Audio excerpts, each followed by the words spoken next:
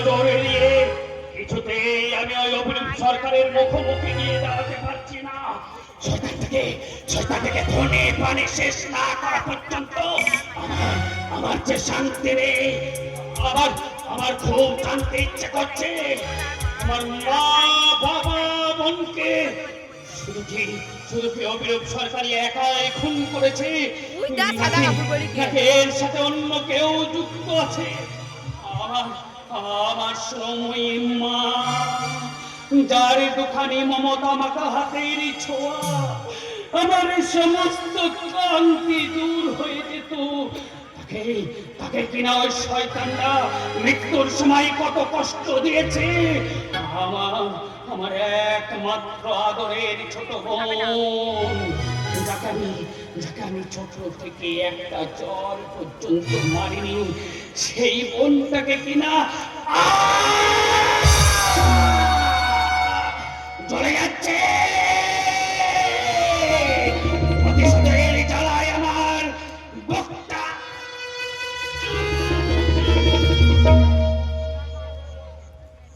দাদা, কে? আমি তোর বোন রত্না। রত্না? আমার প্রতিশোধের কি হলো রে দাদা?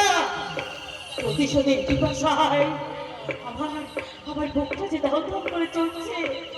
আমার খুবই রক্ত আকন্দ পান না করলে এই জ্বালা মিটবে না রে দাদা, এই জ্বালা মিটবে না। নেব রে বোন, নেব।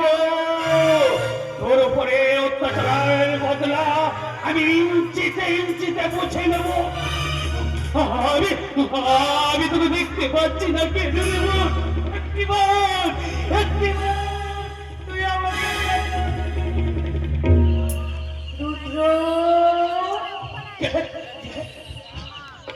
তুই আমাকে চিনতে পারছিস না রে বাবা? আমি যে তোর হাত হারিনি মা। মাগো, একটিবার তুমি আমার কাছে এসো। তোমার শীতল হাত দুটি আমার মাথায় রাখো। আমি ভীষণ ক্লান্ত। এত তাড়াতাড়ি ক্লান্ত হয়ে পড়লে চলবে কি করে বাবা? তুই যদি ক্লান্ত হয়ে পড়িস তাহলে তোর মায়ের অপমানের বদলা নেবি কেমন করে রে বাবা? তোর মায়ের খুনের প্রতিশোধ নিবি না? তোর মায়ের খুনের অপরাধীরা এখনো যে বেঁচে আছে বাবা। তুই বদলা নে বাবা, তুই প্রতিশোধ নে। আমি যে মরেও শান্তি পাবো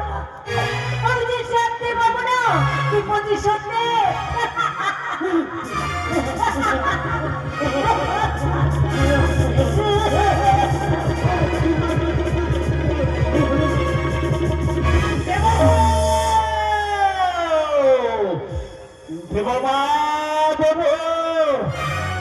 শয়তানটার জন্য তোমাকে এই পৃথিবী ছেড়ে চলে যেতে হয়েছে, যে নবপশুটার বুকে রক্তে আমি ধুয়ে দেব তোমার মনে সমস্ত মলিনতা। সন্তান, আর তোর বেঁচে থাকার কোনো অধিকার নেই। আজই হবে তোর শেষ দিন। আমি আসছি অভিরূপ সরকার, তোর চিন্তা সাজাতে আমি আসছি।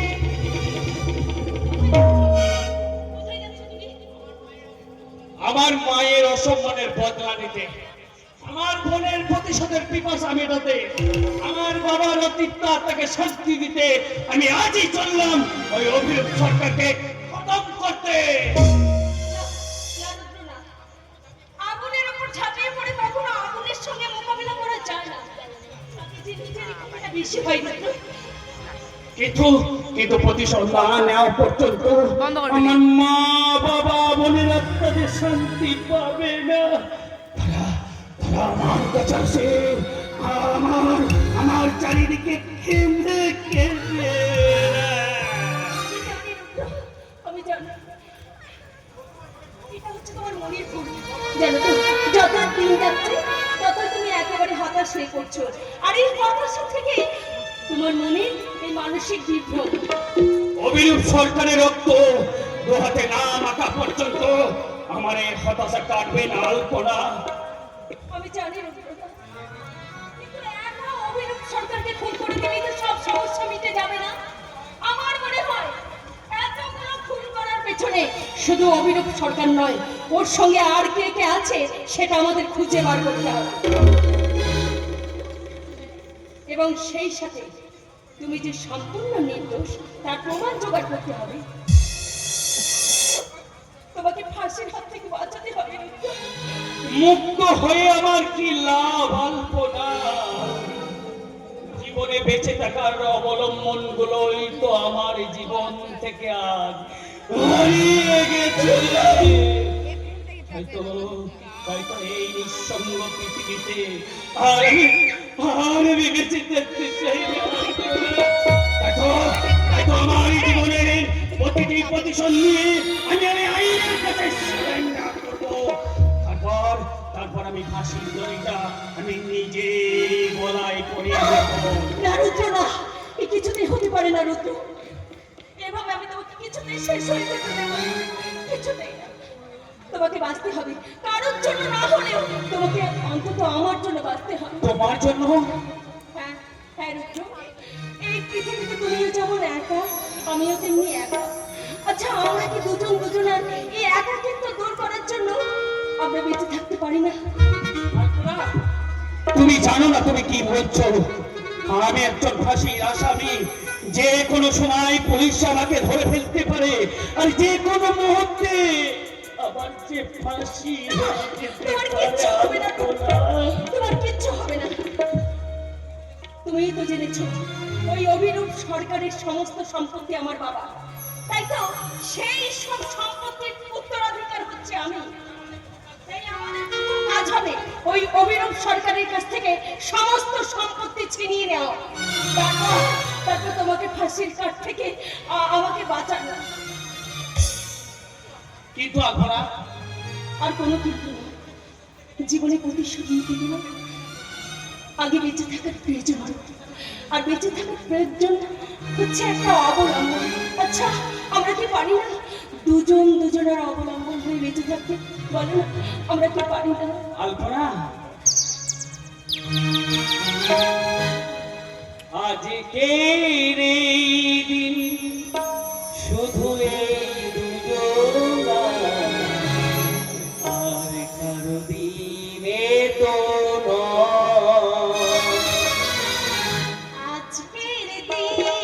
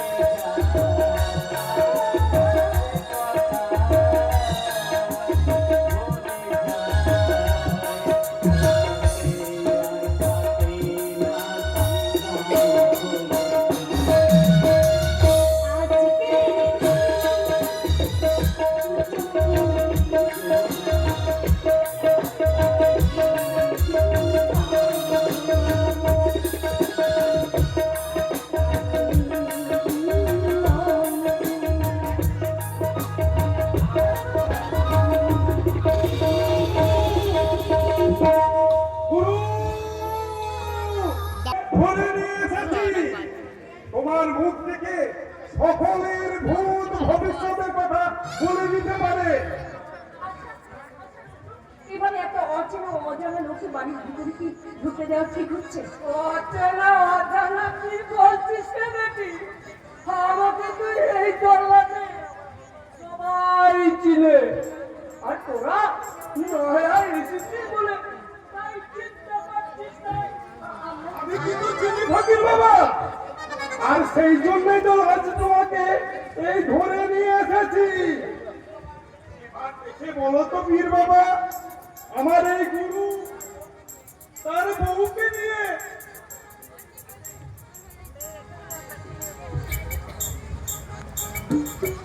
ভালো করে দেখে বলো তো, এরা দুজনে খুব সুখে থাকবে না এরা ঝগড়া ঝাঁটি করবে?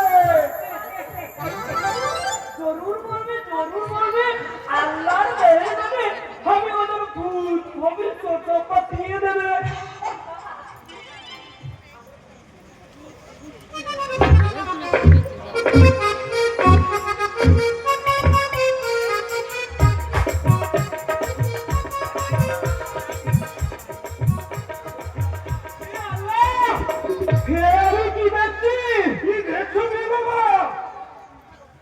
তোমাদের দুজনের নসিবে বহুত খতরনাক সময় চলছে।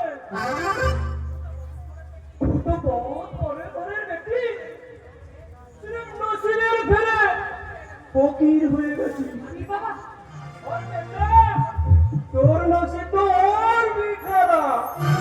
তোর নসিবে কেস কাটারি খারাপ হচ্ছে। আগের থেকে সাবধান না হলে তোর ফাঁসি भी হয়ে যাবে। এই পাশের হাত থেকে বাঁচার জন্য কিছু কি উপায় নেই? হ্যাঁ, আছে।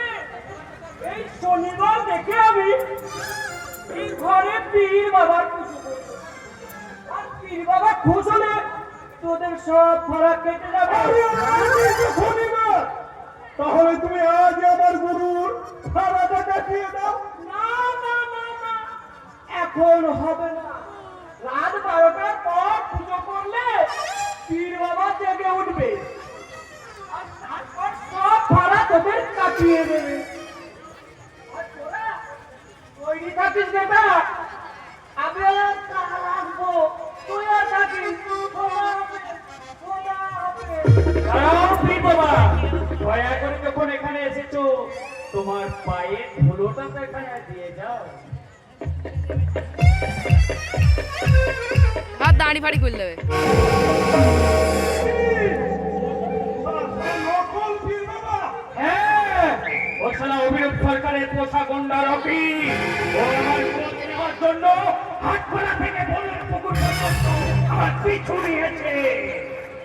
আজ রাতে পীরের পুজোর করার নাম করে আমাকে পুলিশ দিয়ে ঘুরিয়ে দেওয়ার মতলব করছিল, কিন্তু আপনারা জানে না আমার সারা হাজারটা চোখ চারিদিকে ঘুরে বেড়াচ্ছে।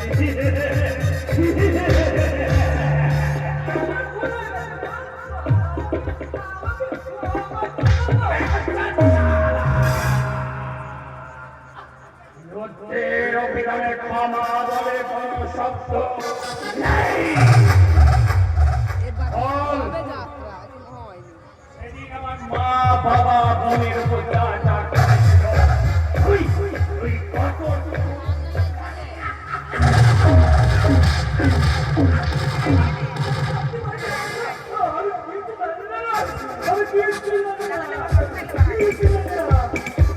বলবি না?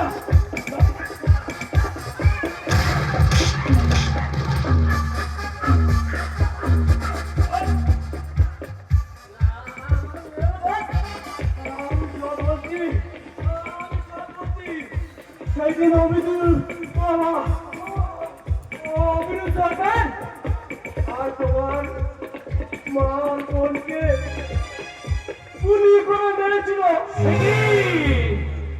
আর তারপর লোপাট করতে অভিরূপ সরকার অগ্নিশর রায়ের পিস্তল দিয়ে গুলি করে মেরেছিল।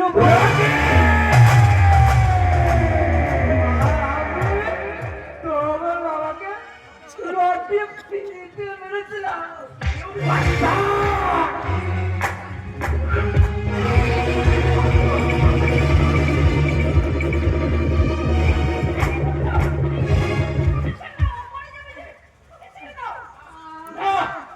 আমি ওকে এক্ষুনি শেষ করে দেবো। না, ওকে শেষ না করে ওকে বাঁচিয়ে রাখা দরকার। দেখে রাত সাথে করে তোমাকে আমি ফাঁসির হাত থেকে বাঁচাবো। এই শালা! তুই রাজি হবি বাবা! নইলে শালাকে বৃন্দাবনের দিকে চলে যাবো! আমাকে তোমরা বাঁচতে দাও। আমি রাস্তাকে হবো। বেশ, তোকে সাথে নিয়ে আজ আমি শুরু করবো একটা নতুন লড়াই। এটা খুব সাবধান। যদি কোনো বেইমানি করার চেষ্টা করে তাহলে তার পরিণত হবে আরো ভয়ানক, আরো ভীষণ, আরো ভয়ঙ্কর।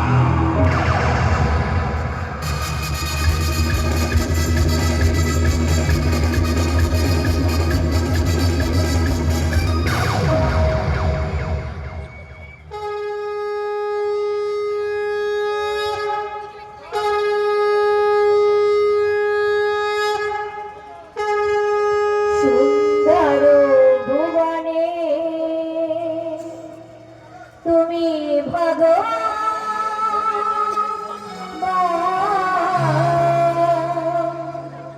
তুমি ভগবান, ওগো তুমি ভগবান।